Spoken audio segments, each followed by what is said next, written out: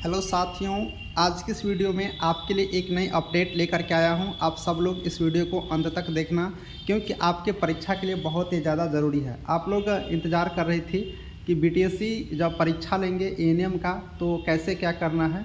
पूरी जानकारी आपको यहां से मिलेगा, क्योंकि 10,709 एएनएम परीक्षा की तैयारी में कंप्यूटर पर कैसे कैसे देना है।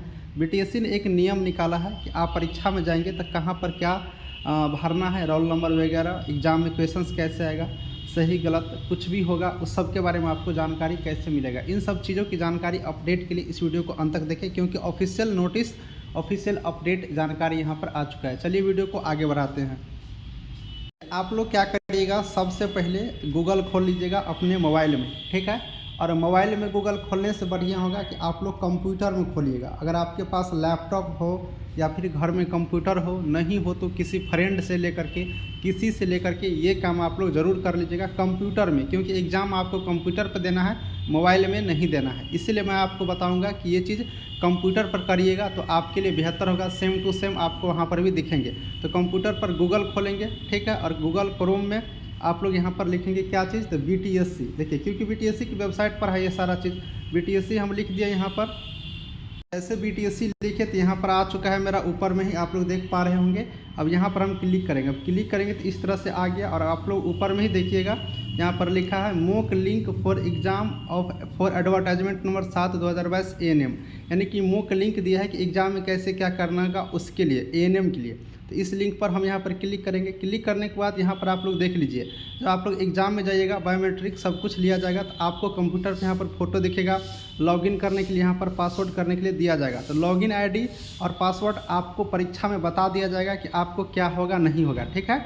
वहाँ पर वैसे तो रोल नंबर होता है, लेकिन आपको परीक्षा में बताया जाएगा कि इसमें क्या भरना है और इसमें क्या भरना है। इसके लिए घबराने की ज़रूरत नहीं है, ठीक है। ये चीज़ लेकिन भरना है। भरने के बाद यहाँ पर साइन इन करने के लिए बोला जाएगा आपको परीक्षा में, तो कर दीजिएगा। यहाँ पर हम साइन इन जैसे ही करेंगे इस तरह से खुल करके हमको आएंगे, ठीक है। अब आने के बाद यहाँ पर देखिए इंस्ट्रक्शन लिखा है। क्या लिखा है, थोड़ा सा इस बात को पढ़िएगा।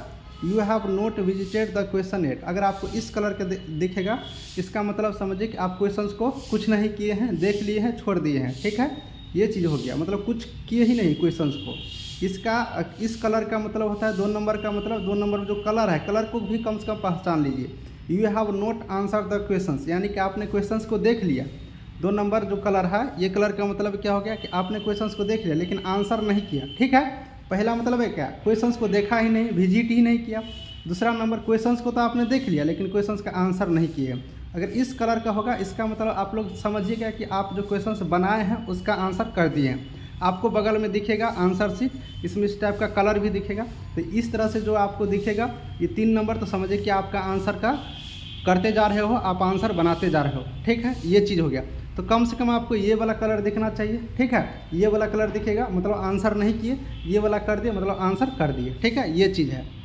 तो ये इंस्ट्रक्शन इसमें दिया रहेगा। आपके एग्ज़ाम भी कंप्यूटर पर, इसके बाद ये सारा चीज़ हो गया। इस सबको पढ़िएगा तो ठीक है, नहीं पढ़िएगा तो कोई बात नहीं। वहाँ पर हिंदी में भी रहेगा, यहाँ पर सिर्फ इंग्लिश में दिया है, वहाँ पर हिंदी में भी रहेगा।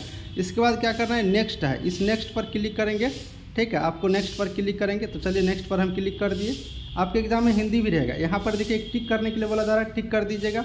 ये टिक कर दिए, ठीक है। इसके बाद आई एम रेडी बीइंग, इस पर क्लिक करेंगे। इस पर हम लोग क्लिक कर दिए। क्लिक करने के बाद सीधा आप क्वेश्चंस पेपर पर पहुँच जाएंगे, जैसे कि हम आ चुके हैं। अब देखिए इस तरह से है, आप इस यहाँ पर आपका टाइम चलता रहेगा। यहाँ पर क्वेश्चंस नंबर है, यहाँ पर क्वेश्चंस आ रहा है, ठीक है। इस तरह से आप लोग देखिएगा, इसमें 4 ऑप्शन भी दिया है। ये क्वेश्चंस का टाइप है, सेम ऐसा क्वेश्चन नहीं है, ये क्वेश्चंस का टाइप है। इस तरह से आपके एग्जाम में आ सकते हैं। तो ये सारा चीज़ यहाँ पर बताया गया है।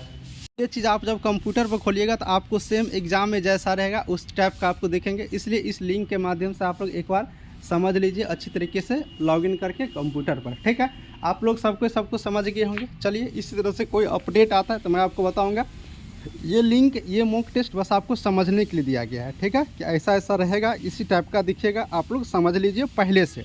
तो जो न्यू स्टूडेंट हो, जो कभी कंप्यूटर पर परीक्षा नहीं दिए हो, वो सबको ज़रूर प्रैक्टिस कर लीजिएगा। वैसे नहीं भी कर पाते हैं तो कोई दिक्कत नहीं है। आप एग्ज़ाम हॉल में जब जाएंगे तो आपको बता दिया जाएगा।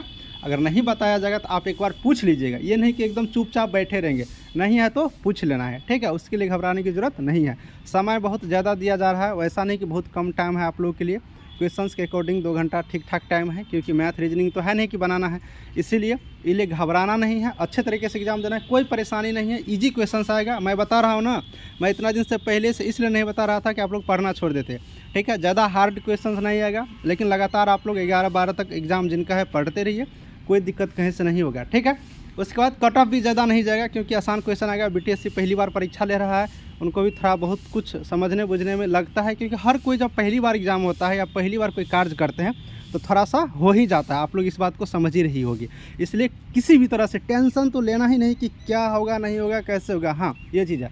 लेकिन अब देखिए, सीट तो 10,709 है, तो 10,709 लोगों की ही नौकरी होंगे, इसलिए आप लोग थोड़ा सा एफर्ट लगाइए। ये नहीं कि अब हाँ सर बोल दिए तो हाँ सोए रहेंगे, तब तो सोए रह जाओगे, क्योंकि देखिए फॉर्म 60,000 प्लस के भराया हुआ है, ठीक है। लेकिन नौकरी कितना 10,709 लोगों का ही होगा, तो कहीं ना कहीं 50,000 लोग इसमें से बाहर निकलेंगे। तो वही लोग निकलेंगे जो कुछ नहीं जानते हैं, वही लोग निकलेंगे पास होकर के जो थोड़ा बहुत जानते हैं। इसलिए लगातार बने रहे, जितना नोट्स वगैरह दिया हूँ उसको तैयारी करते रहिए। Thank you.